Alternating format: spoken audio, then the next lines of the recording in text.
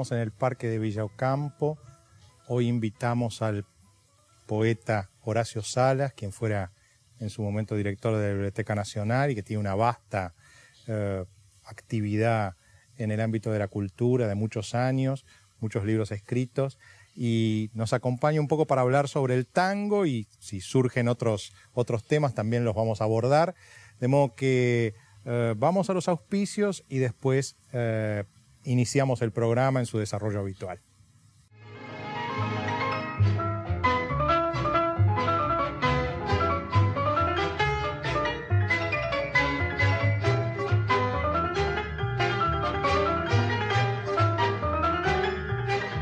Una empresa joven en un mundo que avanza. Medanito, tenemos energía, somos energía.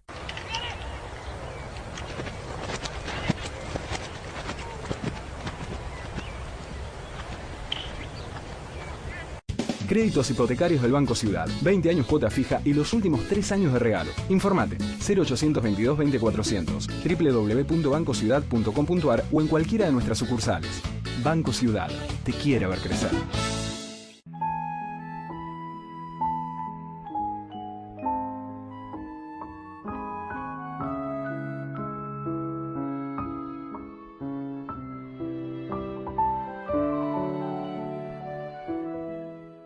UCES, la excelencia, un compromiso.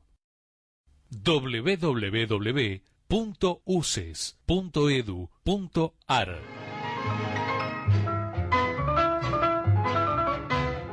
Está formulada la presentación. Juan José, te doy la palabra. En primer término, dos mitos que son típicos del populismo con respecto al tango. La idea de que el tango es la expresión del pueblo, y por lo tanto contrario a despreciado por las clases altas, y el tango como expresión nacional. Yo creo que las dos cosas no son exactas. El tango como expresión nacional no es un mito. El tango es una música esencialmente cosmopolita.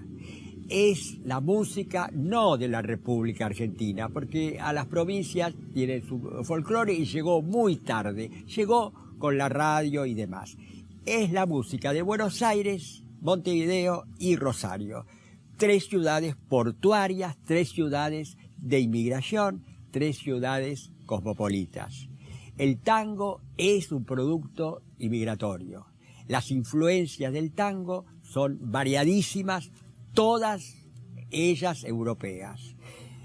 Para empezar, los instrumentos son, obviamente, no es la quena, ¿no? Es piano, violín, flauta y después bandoneón, instrumentos típicamente europeos.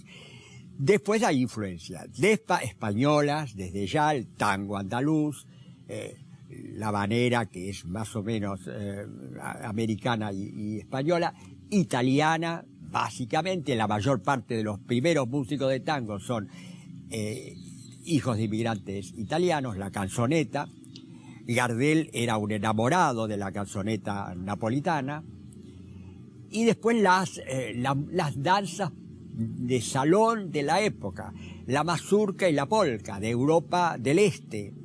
Y hasta habría que agregar el vals Boston para cierto tipo de tango del tango romanza y otras cosas que se me escapan en este momento. Pero de esa mezcla tan cosmopolita surge el tango. Por eso que el tango es una de las pocas expresiones culturales, yo diría que la única junto con Borges, que han logrado tener trascendencia en el mundo, cosa que el folclore argentino no la tiene. Y segundo, como la música del pueblo opuesta con el concepto de pueblo que tiene el populismo opuesto a la oligarquía. El tango fue de entrada, admitido y asimilado por las clases altas. Primero por los niños bien que iban a los prostíbulos y ahí conocieron el tango y después lo llevaron. Y lo llevaron a París, incluso, ¿no? El tango, ¿cómo se conoce en París? Y no, se conoce en boîtes de entrada muy cara, ¿no? El propio Gardel no trabajaba en cafetines de Montmartre, trabajaba en grandes lugares. Y bueno, ya que estamos acá en Villa Ocampo, hay que recordar que no es acá, pero sí en otras casas de Victoria Ocampo en Buenos Aires. Victoria Ocampo, Ricardo Guiraldes, que era un gran bailarín de tango, le enseñaba a Victoria Ocampo a bailar el tango en el segundo patio de la casa de la abuela, y acompañados por el bandoneón de Osvaldo Fresedo, nada menos. Así que, como y ella vemos, dice el pibe de la paternal. el pibe de la paternal. Es decir, que la clase alta adoptó. Bueno, después está el Barón de Marchi, que hizo un acto en el Palais de Glace. Es decir, que de entrada el tango estuvo en todas las clases sociales. No fue policlasista, no exclusivamente popular. Después las grandes catedrales del tango, la Armenonville, por ejemplo, donde comienza Gardel. En la Armenonville no entraba no solo las clases populares, ni siquiera las clases medias, era carísimo. Era un lugar de clase alta. No. Lo mismo el Pigalle. Lo mismo el Pigalle. El Pigalle era carísimo. El Pigalle. Es decir, que el tango llega a las clases populares recién con la radio que difunde, con el cine, porque en los intervalos se cantaba tango, todas cosas ya de la década del fines del 20 y del 30. El tango existe desde el 80, de las últimas décadas del siglo XIX. Llega a otras clases, es decir, que la clase alta de entrada asimiló y difundió el tango. Y el otro tema que yo quería tratar, después vos me decís la opinión sobre estos, el otro tema que quería atacar un poco sobre las distintas etapas del tango. En el tango, claro, hay tres perspectivas: el baile, la música y el canto. La época que musicalmente el tango llegó a su mayor refinamiento, para mí es la década del 20 y la primera mitad del 30, la época de los sextetos, de los conjuntos pequeños, que eran verdadera música de cámara. Julio De Caro, que fue el verdadero creador del tango como música, Julio De Caro, Fresedo, Cobian, el propio Goñi, que en esa época tenían pequeños sextetos, Di Sarlo, era el sexteto, la época del sexteto, que termina más o menos en la década del 30. Para mí esa es la época de mayor refinamiento, y era tango para escuchar, no para bailar. No se podía bailar un tango tan complejo, tan complicado, tan refinado, como después no se pudo bailar un tango de Piazzolla. Piazzolla detestaba a los bailarines. Después viene la década del 40, que es la década canónica. Yo creo que la década del 40 es muy buena en cuanto a canto. Ahí están todos los grandes, las grandes cancionistas y los grandes cantores en el 40, y las grandes letras de tango están en el 40. Pero yo creo que musicalmente no es la mejor época, porque es la época en que las orquestas se subordinan, es la época del apogeo del baile. El baile, todo el mundo bailaba, los salones de baile y los fines de semana, todo el mundo iba a los clubes de barrio. No sé, estos temas me parece que son para hablar muchísimo, pero yo me gustaría conocer tu opinión sobre... Creo que me parece que fue lógico el origen del tango como un híbrido. El tango es un híbrido. Y es un híbrido. Nace como un híbrido que tenía, bueno, además de las distintas músicas que vos dijiste, también tenía chotis.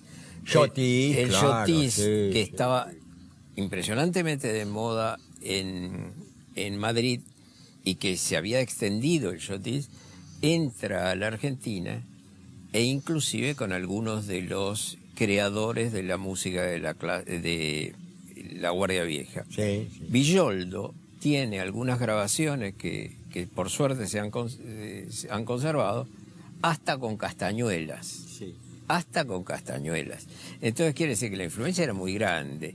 Quizá la otra influencia sea la de la milonga de la provincia de Buenos Aires. Sí, que también es un híbrido. Que también es un Que híbrido, también es son un híbrido. híbridos. Y el que le da un carácter más musical es Piana. Cuando sí, pero ya muy posterior. Claro, pero es de los años 30, cuando Piana se reúne con Mansi y crea las famosas Piana y Mansi. Yo creo que en todo lo demás yo estoy de acuerdo, no solo estoy de acuerdo, yo tengo una teoría que quizá alguna vez la comentábamos o hablamos. Yo tengo la teoría de que a los hijos de italianos le daba mucha vergüenza cómo hablaban los padres, Claro, el cocoliche. El cocoliche. Entonces, ellos ocultaban todo lo que podían, que los padres eran italianos y cocoliche. Y la manera de enraizarse en esta ciudad nueva, porque algunos eran chicos que habían nacido en Italia, entonces la manera de enraizarse era tocar la música que estaba de moda acá. Y entonces, ¿por qué?